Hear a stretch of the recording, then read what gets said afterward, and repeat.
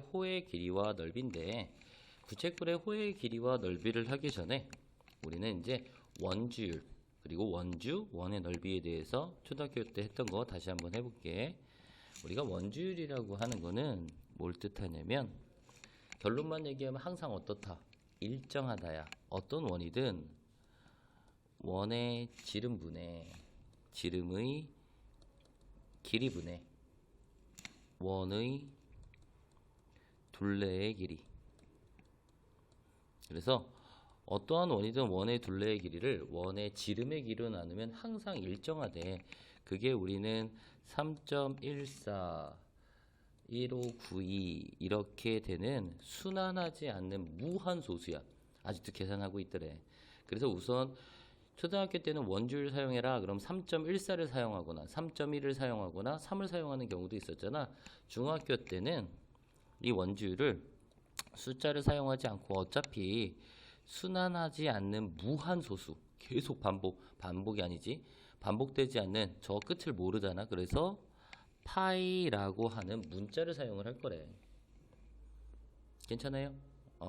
그래서 중학교 때가 더 계산하기가 훨씬 편해. 왜? 소수 계산 안 해도 되니까. 그래서 원주율을 3.14라는 원주율을 파이로 대처합니다. 무슨 얘기인지 알아요? 자, 그럼 원주는 뭐야? 원주는 원의 둘레의 길이였지. 그래서 보통은 L이라는 문자를 사용을 할 거고요. 우리 원래 원의 둘레의 길이는 지름 곱하기 원주율이라고 했어. 왜냐면 원의 둘레의 길이는 원의 지름 곱하기 3.14는 원주율이었기 때문에 이 지름을 이제는 우리 반지름을 이용해서 2 곱하기 R 하면은 지름이고요. 여기에다 원주율을 곱합니다. 그래서 지름 곱하기 우리 원주율. 초등학교 때는 2 곱하기 반지름 곱하기 원주율 이렇게 했었는데 이제 우리는 공식처럼 L은 2파이 R이라고 외웁니다. 그러니까 만약에 선생님이 이렇게 원이 있고요. 반지름이 3이었을 때 여기에 있는 이 원의 둘레의 길이는 원주는 어떻게 구한다고? 2 곱하기 파이 곱하기 R 3. 그래서 6파이다. 이 파이 3.14 넣어서 계산 안 한다고. 이게 그냥 우리는 원의 둘레의 길이 즉 원주다 라고 생각하면 돼요. 그래서 원의 넓이는 기호로 어떻게 쓰냐면 S라고 쓰고요. 원학은 반지름 곱하기 반지름 곱하기 원주율. 그래서 R 곱하기 파이. 그래서 파이 R의 제곱이라고도 할 수 있고요. 하나 더 공식 있어. S는 2분의 1 RL이야. R은 반지름이고요. L은 원주를 뜻해요. 이게 왜 가능하냐면 S는 넓이는 파이 R의 제곱인데 2파이 R이 호의 길이잖아. 그래서 선생님이 이거를 이렇게 분리시켜 볼까? 파이 R의 제곱을 파이 R 곱하기 R이라고 하고요. 여기다 곱하기 2 곱하기 2분의 1 해도 어차피 파이 R의 제곱은 변하지 않고요.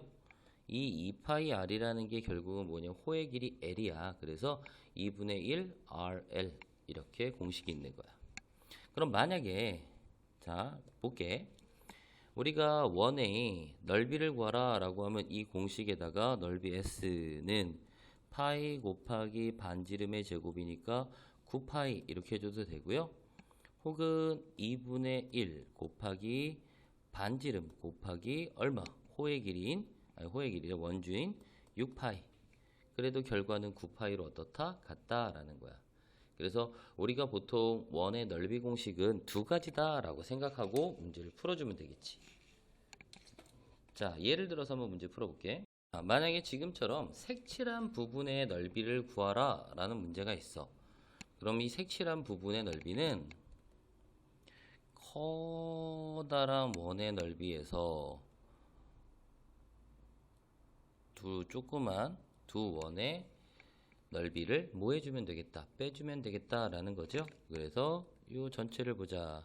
얘가 10이고 얘가 4기 때문에 첫 번째 제일 커다란 원의 지름은 14. 그러니까 여기서 반지름 R1이라고 할게. 얘는 7이 되는 겁니다. 그럼 두 번째 원은 지름이 얼마야? 지름이 10이라고 나왔고요. 그러니까 반지름은 5가 될 거고, 세 번째 원의 지름은 4니까 반지름은 2가 되겠지. 그래서 아까 공식이 뭐였지? 파이 어의 제곱. 그래서 파이 곱하기 7의 제곱에서 파이 곱하기 5의 제곱, 그리고 파이 곱하기 2의 제곱을 빼주면 49파이 마이너스 25파이 마이너스 4파이. 그러다 보니까 그 답은 20파이. 더 계산 안 해도 돼. 오, 초등학교 때 훨씬 낫다. 그치? 이런 식으로 원의 넓이를 구해간다라는 겁니다. 이해갑니까?